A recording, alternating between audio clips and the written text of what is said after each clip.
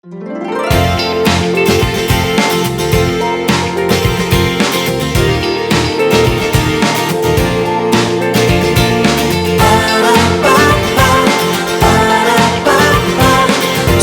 सवेरे पाकिस्तान।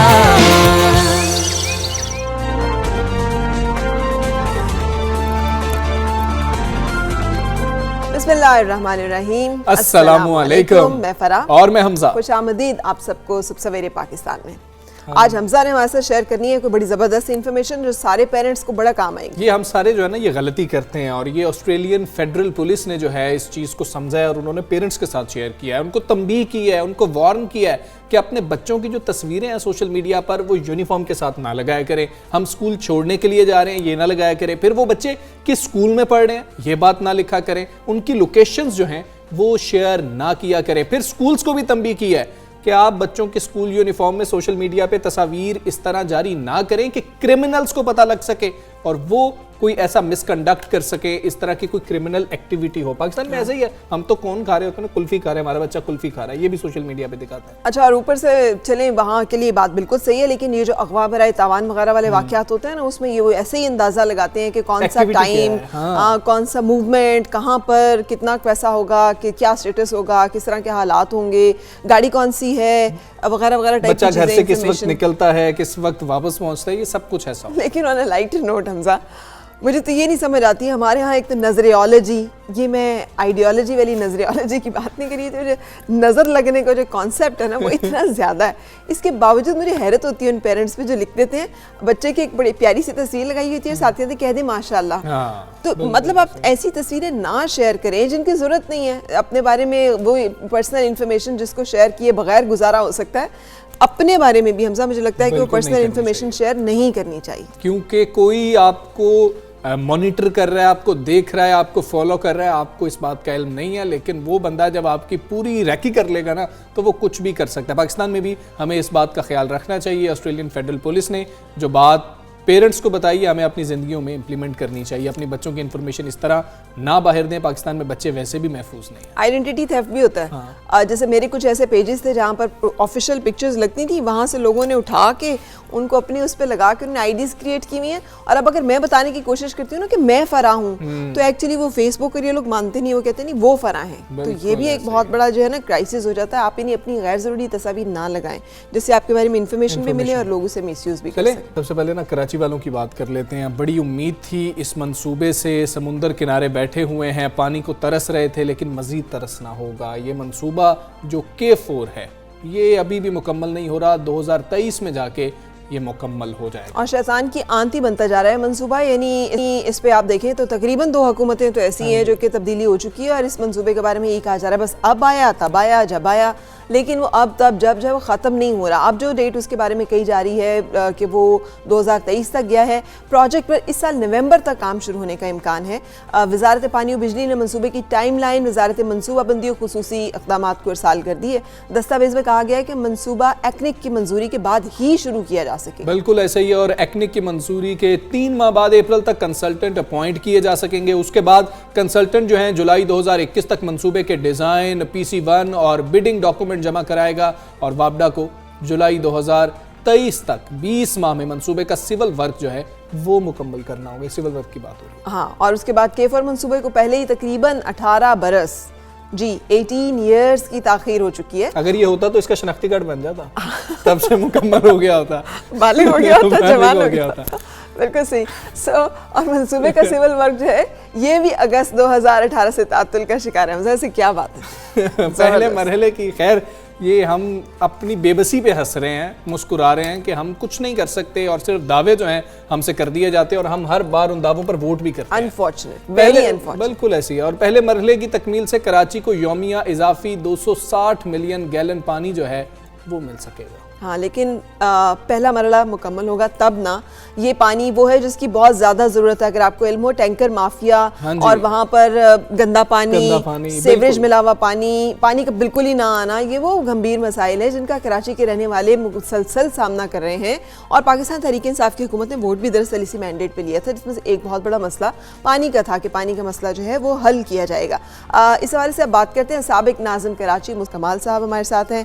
अस्सलाम वालेकुम मुस्तफ़ा कमाल साहब, बहुत शुक्रिया आपने वक्त निकाला। ये न्यूज़ आई है कि कराची को पानी फराहम करने के लिए K4 मनसूबा जो है ये 2023 तक जो है वो लटक गया है। आपके ख्याल में इस मनसूबे की ताख़ीर के पीछे मतलब आप किसको रिस्पॉन्सिबिलिटी देंगे कि क्या वजूहात हैं जिसकी वजह से मनसूबा जो है मुसलसल ताख़ीर का शिकार हो रहा है? देखिए, ये मनसूबा वफाकी और सूबाई हुकूमत दोनों की नाअहली और दोनों की कराची दुश्मनी की वजह से ये सब कुछ ये हुआ है। PTI की गवर्नमेंट भी और पीपल्स पार्टी की गवर्नमेंट तो खैर उसका तो पूछना कोई हाल ही नहीं है। और जो यहाँ के कराची के नुमाइंदे थे, जो MKM थी, उसने कभी इसके ऊपर सही तरह से आवाज़ ही नहीं उठाई। ये मेरे हाथ का कंसीव किया हुआ मनसूबा है, 2008 में हमने इसे कंसीव किया था। K4 के बगैर कराची जो के पानी का क्राइसिस कभी ठीक हो ही नहीं सकता। और हमने तो इसके लिए बाकायदा रैली निकाली, हम गिरफ्तार हुए, हम बाकायदा हमने 18 दिनों तक हम धरने पर बैठे रहे। और ये मनसूबा सिर्फ K4 अब फेज़ 1 नहीं, फेज़ 2 भी आपको साथ करना पड़ेगा, क्योंकि डिमांड जो चूँकि 10 साल लेट हो गए हैं आप और डिमांड इसकी बढ़ती चली जा रही है। तो पानी अब K4 अगर आप 260 मिलियन गैलन पानी ले भी आएंगे तो उससे भी कराची के शॉर्टफॉल पानी का ठीक नहीं होगा। तो ये मनसूबा, ये जो दोनों हुकूमतें हैं, मुझे नहीं लगता कि इनके दौर में ये काम। मुस्तफ़ा कमाल साहब, सिंध हाई कोर्ट ने कराची में किल्लत आब और K4 मनसूबे की अदम तकमील से मुतल्लिक दायर दरखास्त पर वफाकी वजारत तरक्की और मनसूबाबंदी और सूबाई हुकूमत को नोटिस भी जारी कर दिया। क्या इस मामले में अदालती मुदाखलत से मनसूबे की जल्द तकमील पर कोई फ़र्क पड़ेगा, या आप समझते हैं कि कुछ नहीं होगा, ये ताख़ीर का शिकार ही रहेगा?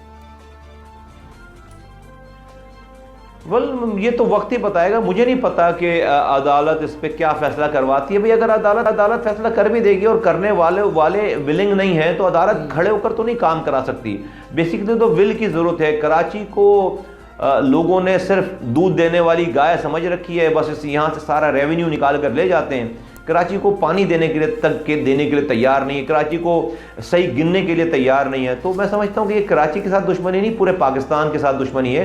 क्योंकि अगर कराची फलता है, फूलता है, तो पूरा पाकिस्तान इसके फल को खाता है। और कराची जिस तरह से आप तबाह कर रहे हैं, तो आप कराची नहीं तबाह कर रहे, आप पाकिस्तान तबाह कर रहे हैं। और कोई बाहर से तबाह नहीं कर रहा। ये सूबाई हुकूमत पीपल्स पार्टी की 13 सालों से इसने कराची को एक बूंद पानी नहीं दिया, एक ट्रांसपोर्ट का निज़ाम नहीं दिया, एक भी कराची के रहने वाले को नौकरी नहीं दी कोई। और जो पीपल्स पार्टी की गवर्नमेंट है उसको अभी पता ही नहीं कि उसको करना क्या। 2.5 साल हो गए उनको अभी यकीन ही नहीं आया कि वो वज़ीर आज़म बन गए या उनकी हुकूमत आ गई है। बिल्कुल से मुस्तफ़ा कमाल साहब, आपके सामने ही है कि किस तरह वफाकी वज़ीर अली ज़ैदी और वज़ीर आला सिंध जो है उनकी आपस में लड़ाई चल रही है। आपके ख्याल में ये जो उनकी आपस में नोक-झोंक है, तकरार है, ये जंग कराची के हकूक़ के लिए है, ये सिर्फ इख्तियारात के हुसूल के लिए एक दूसरे की टांग खींची जा रही है? और क्या इन तमाम बातों से कराची के मसाइल हल होते दिखाई देते हैं आपको? नहीं, इनको जो वफाकी हुकूमत के लोग हैं अनफॉर्चुनेटली उनको 2.5 सालों से उन्होंने लड़ाई के अलावा कोई और काम किया नहीं है। उन्होंने तो खुद से दुश्मन बनाए हैं और खुद से जो है वो लोगों को अपने सामने लाकर खड़ा किया। और उसके बाद जो है वो सुबह से लेकर शाम तक आप TV देखते रहें, लड़ाई के अलावा कोई और बात नहीं है। हुकूमत का काम सर झुकाकर खामोशी से गवर्नेंस करना होता है। और उनके गवर्नेंस ना करने की वजह से हम जो सिंध के लोग हैं, चूँकि यहाँ की गवर्नमेंट भी करप्ट है और यहाँ की गवर्नमेंट भी उसको ख़ास तौर पर जो पूरा खैर कराची से कश्मीर तक सभी तबाह बर्बाद है। 8,342 अरब रुपए अब तक ये खर्च कर चुके हैं। लेकिन चूंकि वफाकी हुकूमत के लोग कॉम्पिटेंट नहीं हैं, तो वो इनको सूबाई हुकूमत के लोगों को इसका बहुत फ़ायदा है। और ये जो इस तरह की चीज़ें हैं जो आप बता रहे हैं कि वज़ीर और वज़ीर आला जो है आपस में लड़ रहे हैं एक दूसरे को, ये एक पीपल्स पार्टी के लोगों को एक बहुत बड़ा अच्छा टूल मिला हुआ है कि इन लोगों को आराम से ट्रक की लाल बत्ती के पीछे लगाया हुआ है। लग रहा है कि भाई वफाक बहुत ज़्यादा ज़्यादती कर रही है, जबकि उनकी नाअहली और उनको चूँकि पता ही नहीं है, उनकी कॉम्पिटेंसी नहीं, उनको पता ही नहीं कि कौन सा काम किस तरह होना है। इस वजह से सूबाई सिंध की हुकूमत को खुली आज़ादी मिली हुई है। मैं समझता हूँ कि पीपल्स पार्टी की गवर्नमेंट ही वफाकी हुकूमत को चला रही है। ये बाहर की नूरा कुश्ती है कि ये एक दूसरे के खिलाफ बातें करते हैं। मैं समझता हूं कि आज अगर पीटीआई की गवर्नमेंट चल रही है तो पीपल्स पार्टी की वजह से चल रही है, वरना अगर पीपल्स पार्टी आज चाहे तो आज हुकूमत खत्म हो जाए। अगर ये रिजाइन कर दें और सब लोग रिजाइन कर दें तो हुकूमत खत्म हो जाएगी। तो वफाकी हुकूमत पीपल्स पार्टी को और इसी तरह से वफाकी हुकूमत इमरान खान साहब से बयानात देते हैं। अभी तक आज तक सिंध में उन्होंने आकर कुछ किया नहीं है, ना इनके करप्शन को रोक पाए हैं, ना इनकी मर्जी के खिलाफ को काम करवा सके, ना वो कराची में उनको 14 सीटें मिली हुई यहाँ कुछ वो दे पाए।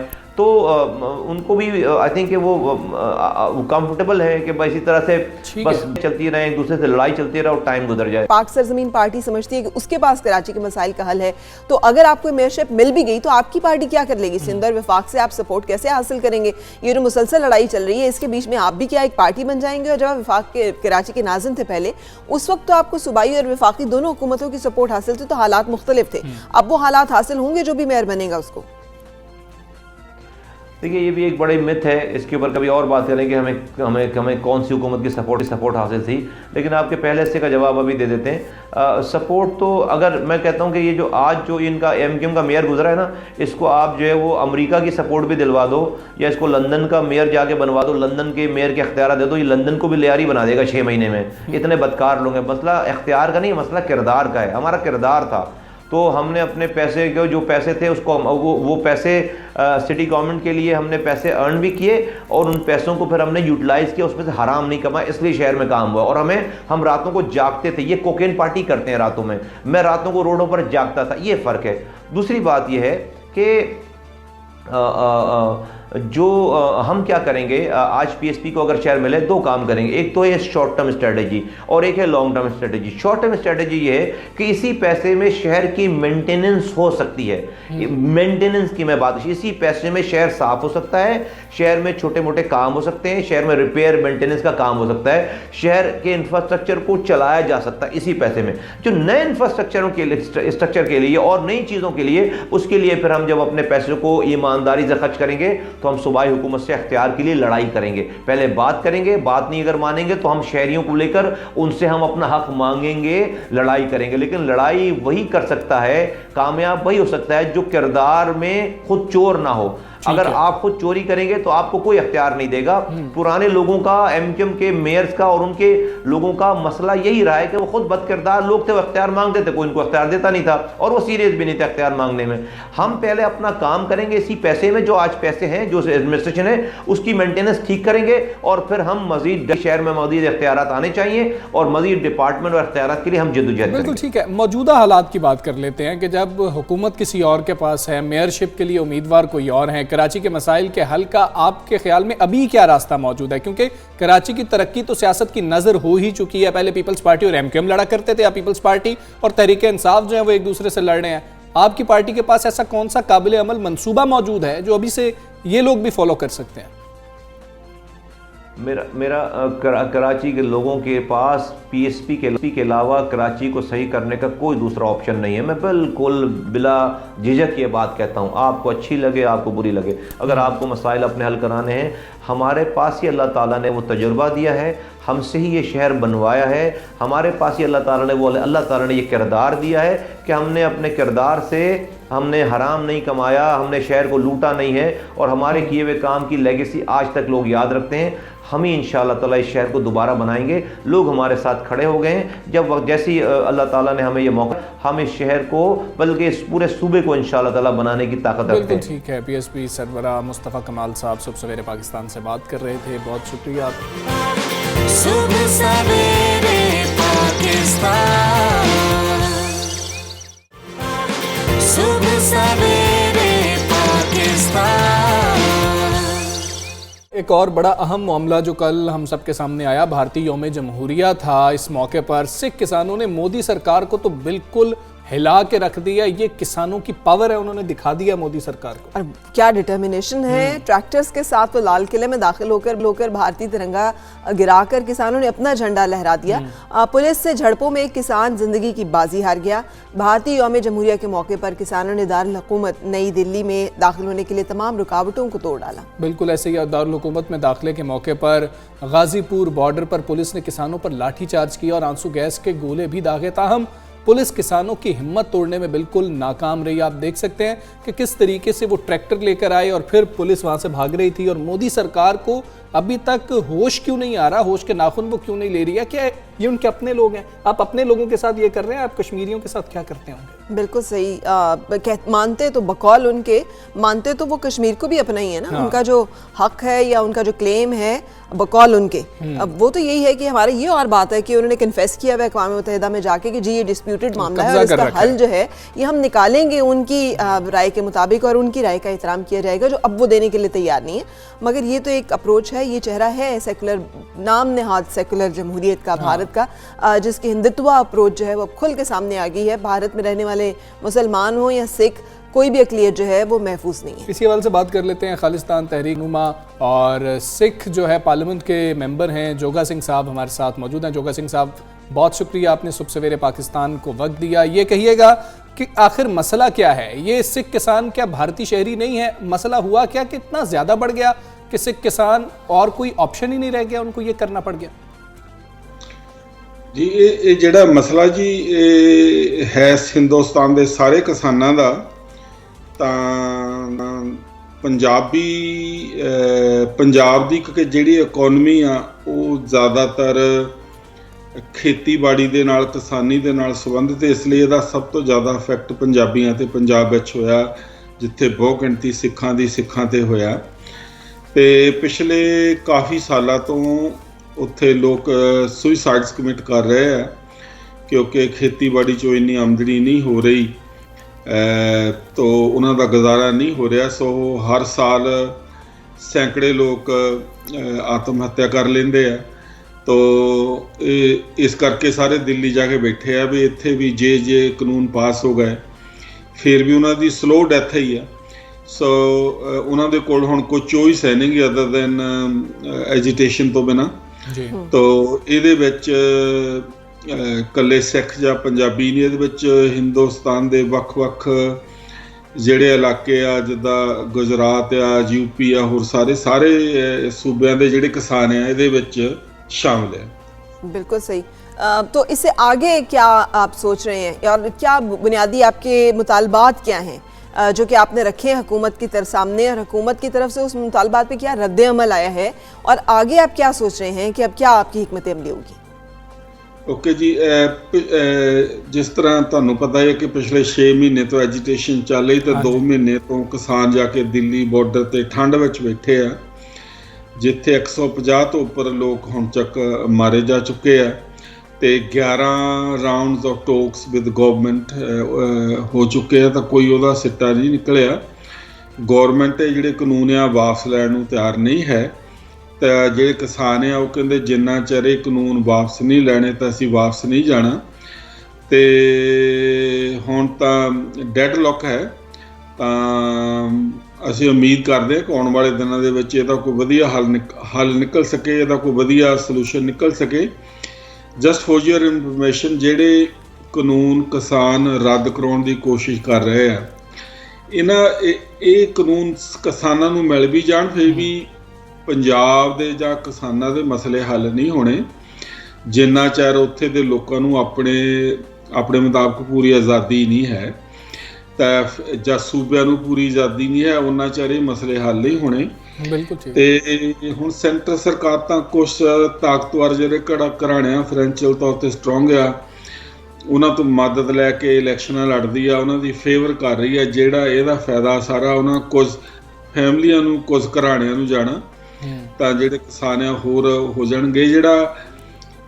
ਜਿਹੜਾ ਇਹ ਹੈਗਾ ਆ ਅੰਦੋਲਨ ਜਾਂ ਸੰਘਰਸ਼ ਆ, ਇਹ ਸਾਰੇ ਕਿਰਤੀ ਲੋਕਾਂ ਦਾ, ਇਕੱਲੇ ਫਾਰਮਰਸ ਦਾ ਨਹੀਂ, ਜਿਹੜੇ ਫਾਰਮਰ ਦੇ ਨਾਲ ਜੁੜੇ ਹੋਰ ਲੋਕ ਆ ਉਹਨਾਂ ਸਾਰਿਆਂ ਦਾ ਹੈ। जी ठीक है जोगा सिंह साहब, ये कहा जा रहा है भारतीय हुकूमत की जानिब से और वहाँ पर लोग भी ये कह रहे हैं कि ये गद्दार हो चुके हैं लोग, ये तो हमारे भारत के ही खिलाफ हैं, रियासत के खिलाफ हैं। क्या ये सिर्फ खालिस्तान तहरीक का एक हिस्सा है या फिर अगर कवानीन बेहतर हो जाएं, कवानीन उसी तरीके से मान लिए जाएं जिस तरह से कह रहे हैं, तो फिर कोई मसला ही नहीं है, रियासत के खिलाफ तो नहीं है। तिरंगा उतार लिया गया, उसके बाद भी बातें ऐसी आई। Sir ji just for the record, ਜਿਹੜਾ ਕੱਲ ਉੱਥੇ ਉਹਨਾਂ ਨੇ ਸਿੱਖਾਂ ਦਾ ਜਾਂ ਖਾਲਸੇ ਦਾ ਝੰਡਾ ਚੜਾਇਆ, ਉਹਨੇ ਤਿਰੰਗਾ ਨਹੀਂ ਲਾਇਆ, ਤਿਰੰਗੇ ਨੂੰ ਟੱਚ ਨਹੀਂ ਕੀਤਾ, ਜਿਹੜਾ ਪੋਲ ਖਾਲੀ ਸੀ ਉੱਥੇ ਆਪਣਾ ਚੜਾਇਆ। ਤਾਂ ਜਿਹੜਾ ਇਹ ਸਿੱਖਾਂ ਦਾ ਝੰਡਾ ਜਾਂ ਇਹਨੂੰ ਅਸੀਂ ਨਿਸ਼ਾਨ ਸਾਹਿਬ ਕਹਿੰਦੇ ਆ, ਹਾਂਜੀ, ਇਹ ਹੈਗਾ ਆ ਇਕੁਆਲਿਟੀ ਦਾ ਸਾਈਨ ਆ। ਇਸ equality to all faiths, equality to human beings, ਇਹ ਇੱਕ ਵਧੀਆ ਨਿਸ਼ਾਨ ਆ। ਇਸੇ ਨਿਸ਼ਾਨ ਦੇ ਥੱਲੇ ਜਿਹੜੇ ਹਿੰਦੁਸਤਾਨ ਦੇ ਕਿਸਾਨ ਆ ਉਹਨਾਂ ਨੂੰ ਜ਼ਮੀਨਾਂ ਮਿਲੀਆਂ ਸੀ ਬਾਬਾ ਬੰਦਾ ਸਿੰਘ ਬਹਾਦਰ ਦੇ ਰਾਜ ਥੱਲੇ। ਸੋ ਜਿਹੜਾ ਇਹ ਨਿਸ਼ਾਨ ਸਾਹਿਬ ਹੈ, ਜਿਹੜਾ ਇਹ ਝੰਡਾ, ਇਹ ਪੀਸ ਦਾ ਨਿਸ਼ਾਨ ਆ, ਇਹ ਕੋਈ ਖਾਲਿਸਤਾਨ ਦਾ ਨਹੀਂ ਸੀਗਾ। ਤੇ ਇਹ ਜਿਹੜਾ ਉੱਥੇ ਦਾ ਮੋਦੀ ਮੀਡੀਆ ਨੂੰ ਗੋਦੀ ਮੀਡੀਆ ਸਾਰੇ ਕਹਿੰਦੇ ਆ, ਉਹ ਹਿੰਦੂ ਪੱਤਾ ਹਰ ਵਾਰੀ ਖੇਡਦਾ। ਜਦੋਂ ਉਹਨਾਂ ਨੂੰ ਪਤਾ, ਉਹਨਾਂ ਨੇ ਕਹਿਤਾ ਇਹ ਖਾਲਿਸਤਾਨੀ ਆ, ਤਾਂ ਜਿਹੜੇ ਹਿੰਦੂ ਸਟੇਟਸ ਦੇ ਵਿੱਚ ਫਾਰਮਰ ਆ ਉਹਨਾਂ ਨੇ ਸਾਰਿਆਂ ਨੇ ਪਿਛਾਂਹ ਹਟ ਜਾਣਾ, ਇਹ ਸੰਘਰਸ਼ ਕਮਜ਼ੋਰ ਹੋ ਜਾਣਾ। ਅਸੀਂ ਸਾਰੇ ਖਾਲਿਸਤਾਨੀ ਹਾਂ, ਅਸੀਂ ਪਿਛਲੇ 40 ਸਾਲ ਤੋਂ ਸਟਰਗਲ ਕੀਤੀ ਆ, ਹੁਣ ਵੀ ਕਰ ਰਹੇ ਹਾਂ। ਅਸੀਂ ਵੀ ਇਸ ਮੁੱਦੇ ਤੇ ਖਾਲਿਸਤਾਨ ਦਾ ਇਸ਼ੂ ਨਹੀਂ ਛੇੜਿਆ, ਕਿਉਂਕਿ ਸਾਡੇ ਕਿਸਾਨਾਂ ਦਾ ਜੇ ਨੁਕਸਾਨ ਹੋਵੇ ਸਾਡੇ ਲਈ ਇੱਥੇ ਚੁੱਪ ਰਹਿਣਾ ਹੀ ਬਿਹਤਰ ਹੈ। ਪਰ ਜਿਹੜਾ ਹਿੰਦੂ ਮੀਡੀਆ ਆ, ਤੁਸੀਂ ਜਿਹੜੇ ਇੱਕ ਮੀਡੀਆ ਵਾਲੇ ਦੇ ਚੈਟ ਸਾਰੇ ਲੀਕ ਹੋਇਆ, ਉੱਥੋਂ ਪਤਾ ਲੱਗ ਗਿਆ ਵੀ ਉੱਥੇ ਦਾ ਵੱਡਾ ਮੀਡੀਆ ਹੈ India the, they are in like globe in hand with government. ਉਹ ਗਵਰਨਮੈਂਟ ਦਾ ਪੱਖ ਹੀ ਲੋਕਾਂ ਦੇ ਵਿੱਚ ਰੱਖਦੇ ਆ ਤੇ ਉਹ ਹਿੰਦੂਇਜ਼ਮ ਨੂੰ ਪ੍ਰਮੋਟ ਕਰਕੇ ਜਿਹੜੀ ਉੱਥੇ ਦੀ ਮਿਨੋਰਟੀਜ਼ ਆ, ਪਹਿਲਾਂ ਜਿੱਦਾਂ ਉਹਨਾਂ 370 ਧਾਰਾ ਖਤਮ ਕੀਤੀ, ਫਿਰ ਤੀਜਨ ਬਿੱਲ ਲਿਆਂਦਾ, ਉੱਥੇ ਵੀ ਨਹੀਂ ਲੋਕਾਂ ਨੂੰ ਕੁੱਟਿਆ, ਯੂਨੀਵਰਸਿਟੀ 'ਚ ਵੜ ਕੇ ਵੀ ਲੋਕਾਂ ਨੂੰ ਕੁੱਟਿਆ ਨਹੀਂ, ਔਰਤਾਂ ਬਜ਼ੁਰਗ ਬੀਬੀਆਂ ਨੂੰ ਵੀ ਕੁੱਟਿਆ।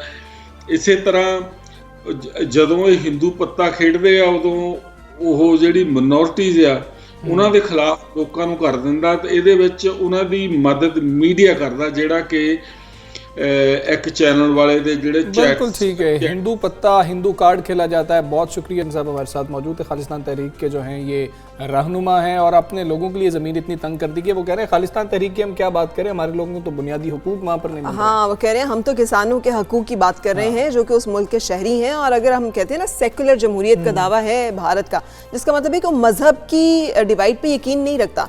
लेकिन यही जो मोदी सरकार है, ये मैड उसको जो है वो कह रहे हैं कि Modi, M for Modi, A for Amit and D for Doval जो उनका है, कि ये तीनों ने मिलकर जो है एक ऐसी हिंदुस्ताना अप्रोच जो है उसको वहाँ पे जन्म दे दिया या फ़रोग़ दे दिया कि जिसकी वजह से और किसी अक़लियत के लोगों की ना सुनवाई है, ना उनके हकूक़ का किसी को ख्याल है। बिल्कुल, जो पूरी दुनिया में मोदी आग लगाना चाहता था, अब उसके घर में ये आग लग चुकी है। खैर, हम एक ब्रेक लेते हैं, ब्रेक के बाद आपसे फिर मिलते हैं। सुबह सवेरे पाकिस्तान,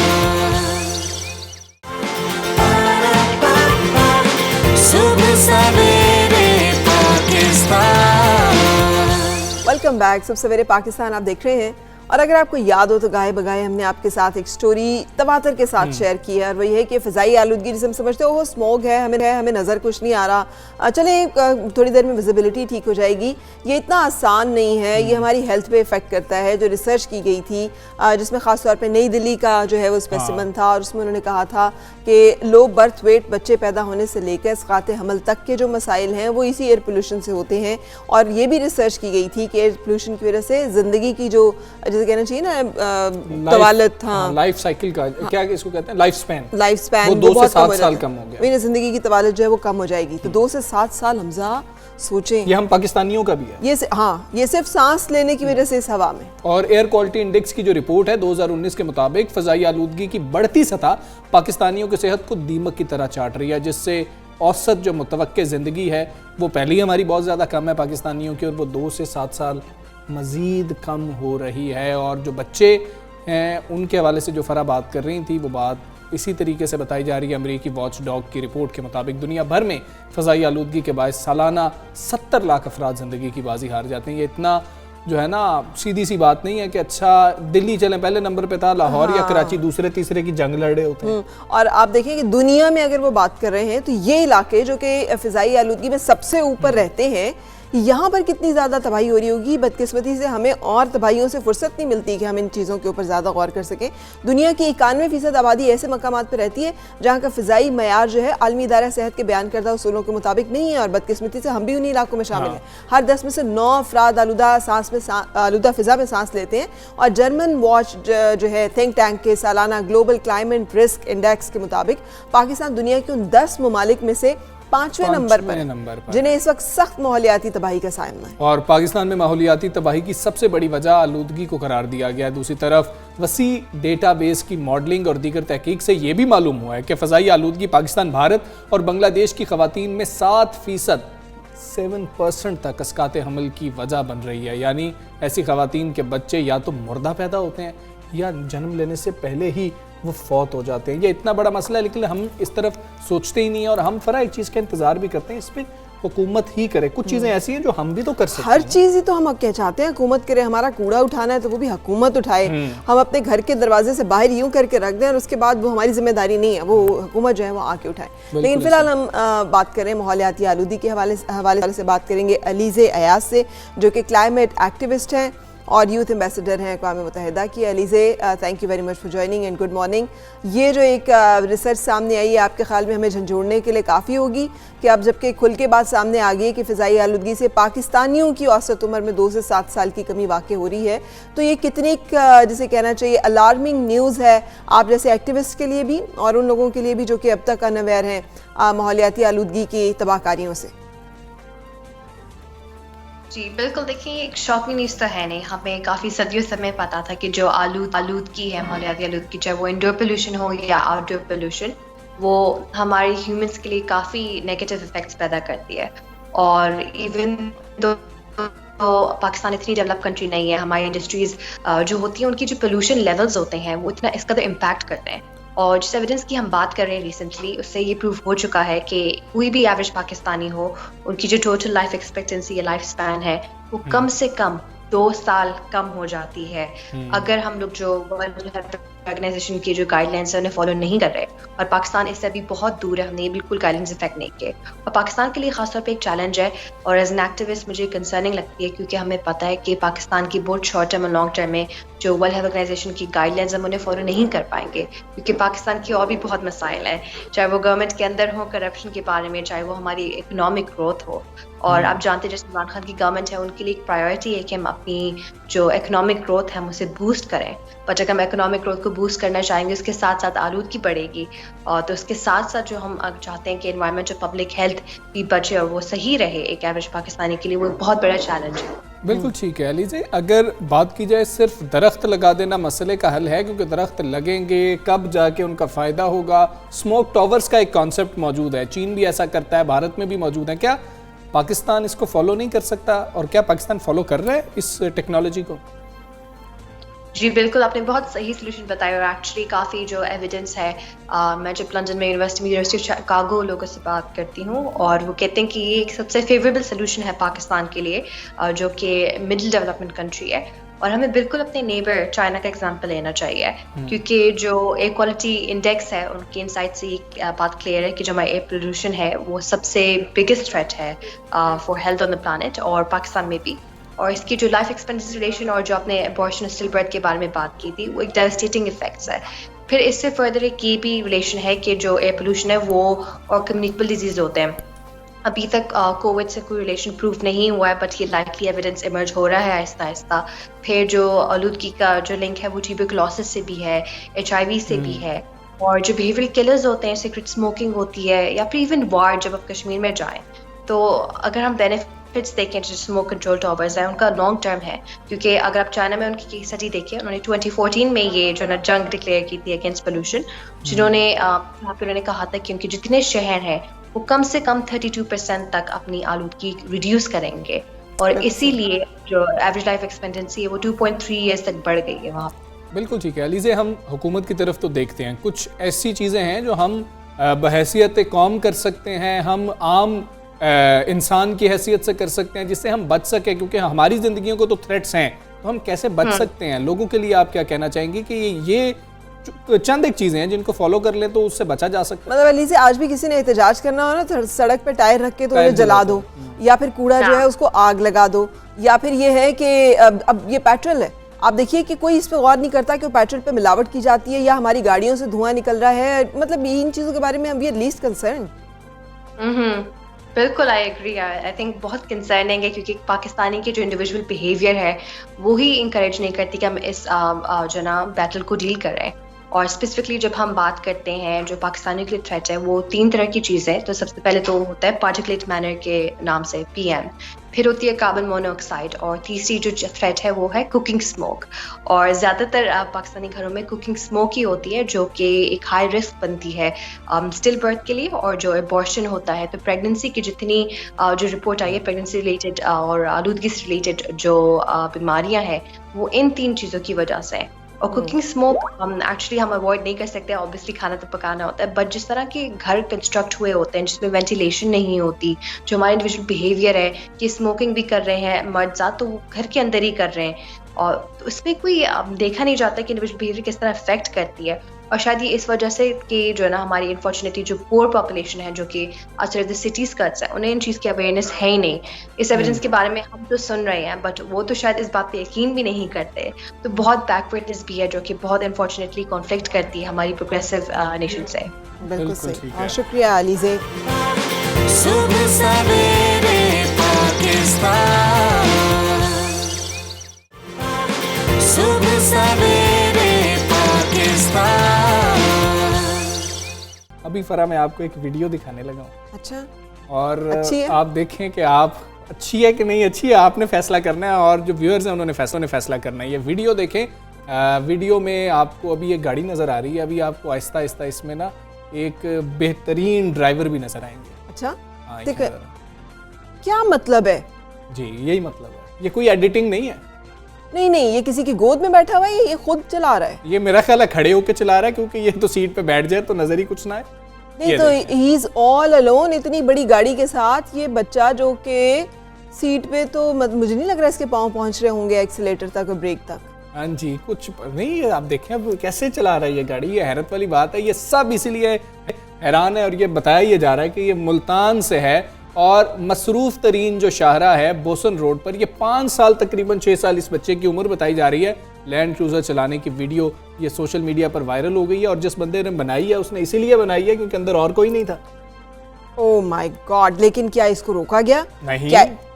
अभी क्यों? तक ट्रेस भी नहीं किया गया। क्योंकि लैंड क्रूजर है इसलिए? नहीं पता। अगर होता मोटरसाइकिल पे कोई लड़का बेचारा तो उसामा सत्ती होता तो उसको तो गोलियां मार के इन्होंने मार भी देना था अभी तक कि आप रुके नहीं है। सो ये हमारे कानून की वो जगह है जहाँ पर के बहुत मसाइल है। बिल्कुल, आप ये देख लें। अब ये कहा जा रहा है कि जो CCTV कैमरे हैं उनकी मदद से देखा जाएगा कि क्या मामला था, फिर इसके मालिक तक पहुंचा जाएगा, फिर देखा जाएगा कि क्या ये वाकई ये बच्चा ही चला रहा था। लेकिन कितना बड़ा एक्सीडेंट हो सकता था, कितना बड़ा मिसहैप हो सकता था, और किस तरह ये बच्चा लेके निकल गया। यकीनन पेरेंट्स ने नहीं दी होगी, ये बच्चा कैसे लेके निकल गया, हैरत वाली बात है।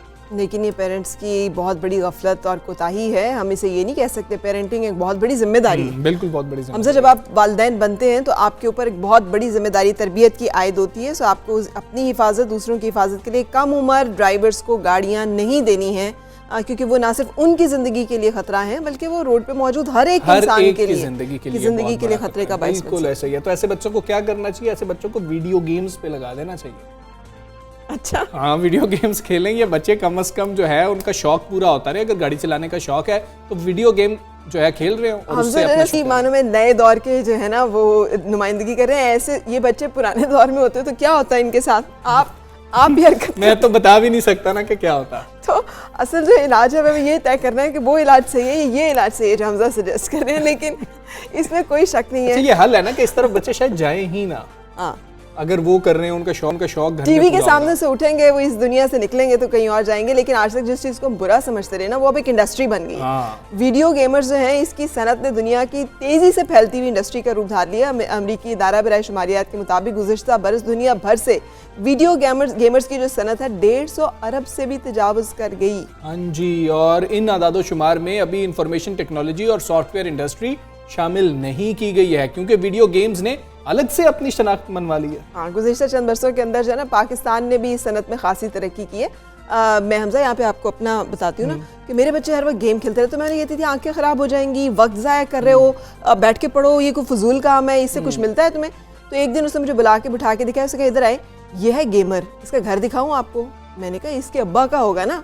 तो जी नहीं, हाँ जी। ही इज़ 18 ईयर्स, इसका ये घर है, ये इसका अपना पर्सनल जो है वो एयरक्राफ्ट है, ये इसकी ये जो है ना फिरारी है, ये देखिए। ये बच्चे ने भी तो गेम्स खेल के उधर से गाड़ी नहीं खरीदी जो बच्चा था, ये जिसका हम दिखा रहे थे। तो ये देखें, ये सब कुछ, तो मैं हैरान परेशान रह गई। मेरे लिए भी it was a shocking news कि अच्छा ये भी हो रहा है। बता रही हैं। हाँ, और हाँ। बिल्कुल, पाकिस्तान सॉफ्टवेयर हाउसेज एसोसिएशन के अदादो शुमार की अगर हम सिर्फ बात कर लेना, तो पाकिस्तान में सॉफ्टवेयर की सनत सालाना $2 अरब से $4 अरब के दरमियान ज़र मुबादला भी कमा रही है। इस वक्त गेम्स बनाई जा रही हैं लाहौर के अंदर, अगर फ़रा बात कर ली जाए तो इतने ज़्यादा जो है ये गेमिंग हाउसेज और या सॉफ्टवेयर हाउसेज मौजूद है जहाँ पर गेम्स बनाई जा रही है, प्रोड्यूस की जा रही है। बिल्कुल, और एप्स बनाई जा रही हैं। लेकिन जो बनाने वाले हैं वो भी, और जो खेलने वाले हैं बहुत सारे गेमर्स वो भी, ये दोनों बड़े पॉपुलर हैं। लेकिन इस हवाले से चूँकि हम बातचीत से जानेंगे मजीद इन्फॉर्मेशन अजीम से, जो कि गेम डेवलपर हैं। अस्सलाम वालेकुम Shayan, thank you very much for joining us. हम मेरा ख्याल है दोनों ही इस बारे में खास से इलिटरेट है, तो आप हमें अपडेट कीजिएगा कि ये क्या है ये गेमिंग इंडस्ट्री। और पाकिस्तान सॉफ्टवेयर एसोसिएशन के मुताबिक पाकिस्तान में इस वक्त 100 से ज़ायद ऐसे छोटे बड़े सॉफ्टवेयर हाउसेज हैं जो वीडियो गेम इंडस्ट्री में अपना रोल अदा कर रहे हैं। काफ़ी हैं, और भी पोटेंशियल है, और भी बच्चे आना चाहें तो क्या करें वो? वालेकुम सलाम, thank you for having me. जी 100 तो कम है, जितने ज़्यादा होंगे उतने कम होंगे। And I think that over time, I think year on year growth Pakistan में काफ़ी exponentially ज़्यादा रही है in the last 4 years, because as you know कि इस वक्त जो गेमिंग इंडस्ट्री है वो हॉलीवुड से भी बड़ी हो गई है। तो ये 100 जी, तो आप कह लें मतलब इट्स 80 खरब about $150 billion की इंडस्ट्री हो गई है। एंड प्रोडिक्शन यही है कि at the end of the year 2021 के एंड ऑफ ईयर के अंदर इंशाल्लाह about I think 200 billion cross कर जाएगी ये। अच्छा, तो ये जो कंप्यूटर साइंस पढ़ाई जा रही है, सॉफ्टवेयर इंजीनियरिंग पढ़ाई जा रही है पाकिस्तान के इदारों में, वहाँ से भी ये कोई गेम डेवलपमेंट के हवाले से मुनासिब तादाद में टैलेंट मिल रहा है, बच्चे सामने आ रहे हैं, या ये बिल्कुल एक अलग मामला है? गेम डेवलप करनी है तो ये कुछ अलग ही दुनिया है, इससे कोई ताल्लुक नहीं है कंप्यूटर साइंस और सॉफ्टवेयर इंजीनियरिंग से। जी मैं गेम डेवलपमेंट को आप कह लें digital entertainment, I don't think अलग दुनिया है, थोड़ा सा बस क्रिएटिव होने की ज़रूरत है। आई थिंक पाकिस्तान में बहुत रॉ टैलेंट है, और आई थिंक हर साल we have a lot of IT institutions जिससे ग्रेजुएट्स हो रहे हैं। थोड़ा सा बस एक जो चीज़ है वो क्वांटिटी ओवर क्वालिटी वाला इशू है थोड़ा सा, but I think over the years improve हो गया। एंड आई थिंक कि अगर फोकस और रुझान उस तरफ यूनिवर्सिटीज़ अपने कोर्सेज में भी लगाएं जिसमें आपको गेम डेवलपमेंट, गेम डिज़ाइन और इन चीज़ों पर फोकस ज़्यादा कराया जाए, रादर दैन कि एक ब्रॉड व्यू से वो पर्सपेक्टिव दे के पढ़ाया जाए, तो आई थिंक कमिंग ईयर्स में काफ़ी बेहतर हो जाएगा। अच्छा, ओके, मैं शायान एक चीज़ क्लियर कर दीजिएगा ना कि मैंने अभी जैसे बताया कि मुझे मेरे बेटे ने दिखाया कि ये देखिए ये गेमर है जो गेम्स खेलता है और अपलोड करता है उसकी वीडियोस, और उसकी जो इस तरह से व्यूज़ एंड वगैरह वगैरह करके, तो and he has made a lot of Fortune, घर है बहुत बड़ा और गाड़ी है फेरारी। हमजा को यकीन नहीं आ रहा था कि ये हो रहा है ना।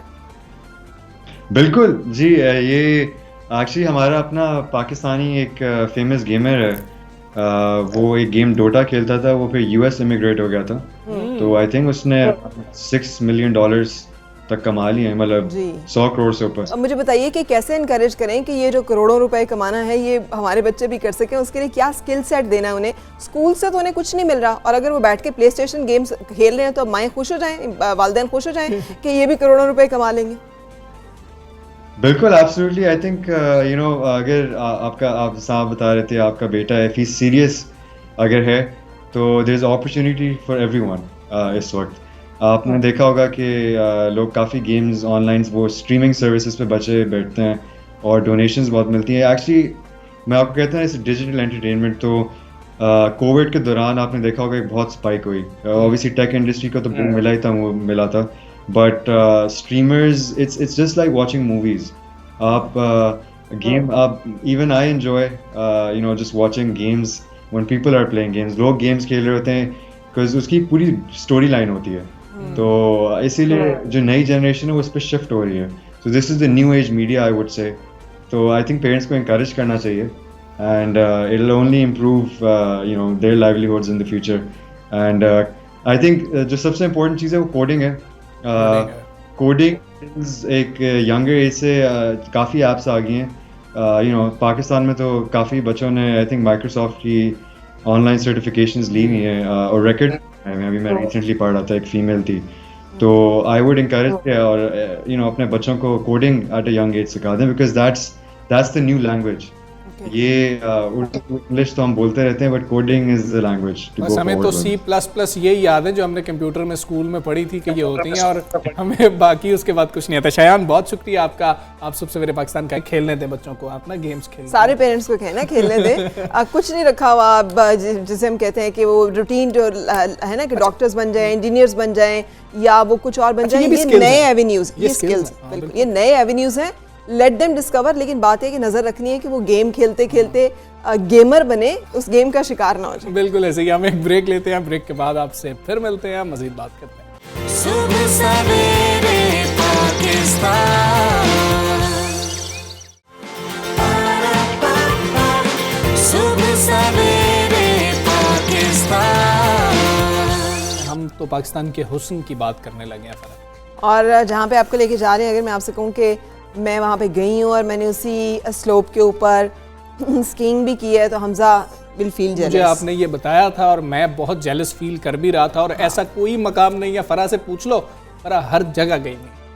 शुक्र अल्लाह का। लेकिन अभी बहुत सारी जगह हैं जहाँ पे जाना बाकी है। मेरा ख्याल है कि इंसान को घूमते फिरते रहना चाहिए। बिल्कुल ऐसे ही। और मुझे लगता है कि जो अपना मुल्क है ना उसे एक्सप्लोर करना बहुत ज़रूरी है। क्योंकि जब आप ये कहते हैं ना पूरी दुनिया में बैठ के कि हमारा मुल्क सबसे हसीन है, तो आपको मालूम होना चाहिए कि वहाँ पे क्या क्या जगह, जैसे वादी सवात है ना हमजा, तो मालम जबा ये एक ऐसी जगह है जहाँ पे मैंने कहा स्कीइंग और अब तो स्नो बोर्डिंग के कॉम्पिटिशन्स भी वहाँ पर हुए हैं। एक तो स्नो कवर्ड, फिर वहाँ के इतना दिलकश हुस्न है, इतनी खूबसूरत उसकी ये वादी है और इर्द गिर्द पहाड़ हैं जो कि बर्फ़ से ढके हुए होते हैं। तो ये तमाम इलाका बड़ा खूबसूरत और लोगों की मेहमान नवाजी, फिर वहाँ मज़े मज़े के खाने, फिर रहने के लिए कंफर्टेबल प्लेस, तो और क्या चाहिए आप। बिल्कुल ऐसे ही। और मशरिक का स्विट्ज़रलैंड कहलाने वाली ये वादी सवात है जहाँ पर दिलकश नज़ारे हैं, जिन सब का जिक्र जो है फ़रा ने किया। और फ़रा को तो यहाँ पर जो खामोशी है ना, मुझे ये पता लग गया कि सबसे ज़्यादा पसंद है। लेकिन पूरी कौम ने बड़ी कोशिश की है, हमारे सिक्योरिटी इदारों ने बड़ी कोशिश की है, हमारे सियासतदानों ने बड़ी कोशिश की है। हर बंदे को क्रेडिट देना चाहिए इस चीज़ का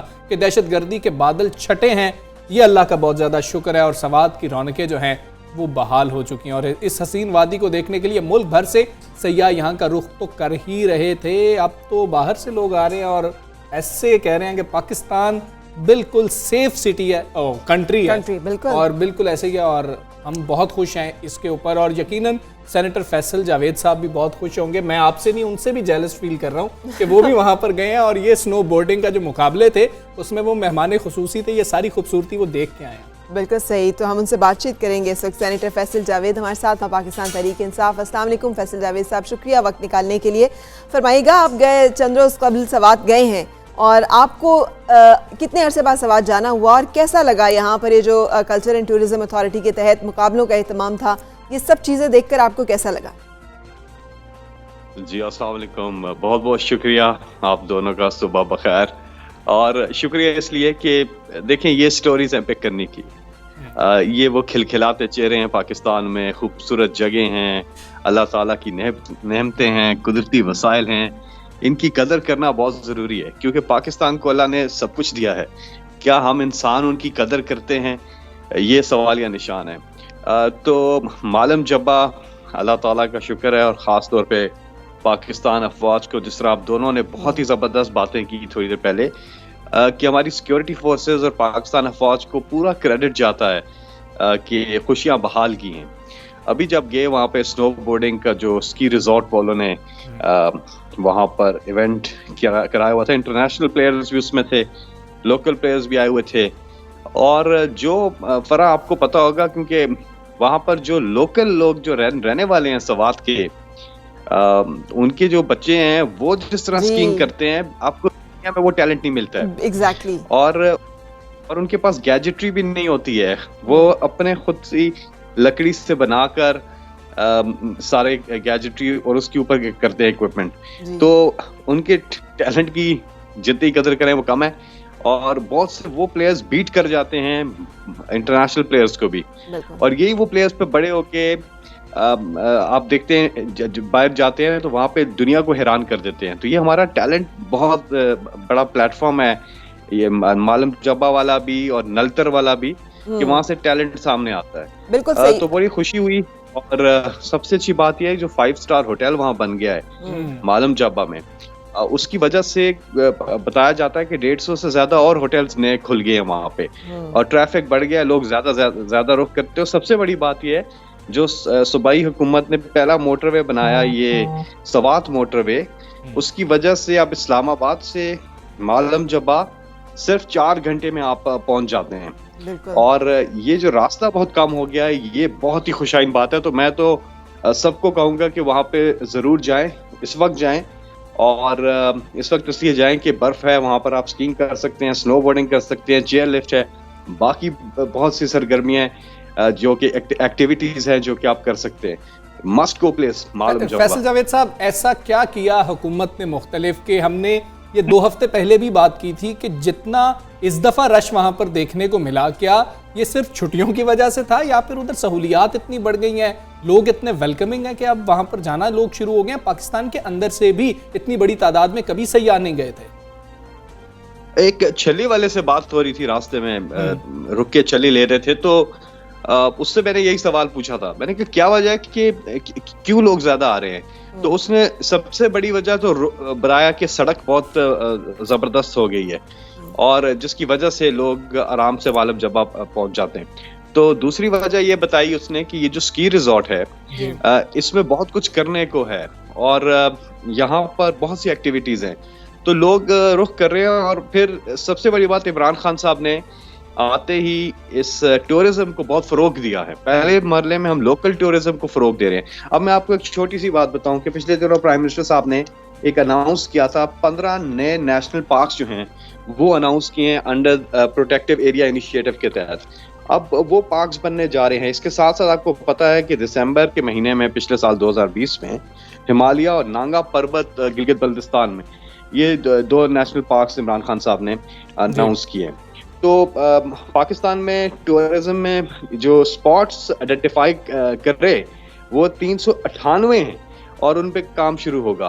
तो जब काम होगा, फैसिलिटीज होंगी, सबसे बड़ी बात जो है एक्सेस होगी, आपकी पहुंच होगी, आप जा सकेंगे। तो फिर आप देखेंगे कि पाकिस्तान का पहले फेज में लोकल टूरिज्म बहुत, अभी भी पिछले साल से डबल हुआ था। अगर कोरोना ना आता तो ये फिगर और ज्यादा ऊपर जानी थी। कोरोना की वजह से आपको पता है कि हालात किस किस्म के हो गए, लोग ट्रैवल नहीं कर पाए, लेकिन पिछले साल टूरिज्म डबल हुआ प्री कोरोना। तो ये बड़ी खुशाइन बात है पाकिस्तान की। जी फैसल जावेद साहब, यही जो आपने आखिरी बात की, हमने जो इस साल वहां पर देखा ना कि कितनी बड़ी तादाद में लोग चले गए, वहां पर इतना ज्यादा रश था, तो नए स्पोर्ट्स जो हैं ये गवर्नमेंट को भी आइडेंटिफाई करने पड़ेंगे, क्योंकि अगले साल तो अल्लाह खैर रखेगा कोरोना नहीं होगा, लोग आज़ादी से जा सकेंगे, बैरून ममालिक से भी सयाह आ रहे होंगे, तो नए स्पोर्ट्स ना हुए तो हम तो उधर फंस जाएंगे बिल्कुल। जी हाँ, अब देखें ना, गवर्नमेंट ने नोटिफाई किए 398 नए स्पॉट्स प्रोटेक्टेड एरियाज जो है, उनमें से 31 नेशनल पार्क्स हैं, 92 जो है वाइल्ड लाइफ सेंचुरीज जो है वो हैं, 97 जो है गेम रिजर्व्स हैं, और 19 वेटलैंड रिजर्व्स हैं, और इसी तरह 160 बताया जा रहा है कम्युनिटी रिजर्व्स भी हैं।